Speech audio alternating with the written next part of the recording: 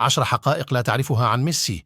كان ميسي يعاني من نقص هرمون النمو في طفولته، مما أدى إلى قصر قامته.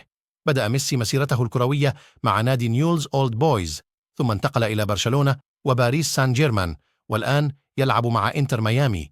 فاز ميسي بجائزة أفضل لاعب في العالم 7 مرات، وهو رقم قياسي. سجل ميسي أكثر من 750 هدفاً في مسيرته الكروية، وهو رقم مذهل. يعرف ميسي بمهاراته الاستثنائية مثل المراوغة والتمرير والتسديد. يعتبر ميسي أحد أفضل لاعبي كرة القدم في التاريخ إن لم يكن أفضلهم.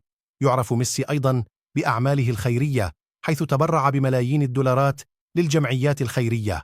يعد ميسي أحد أكثر الرياضيين شهرة في العالم، ولديه ملايين المتابعين على وسائل التواصل الاجتماعي. العلاقة الإسبانية، الكتالونية، والإنجليزية.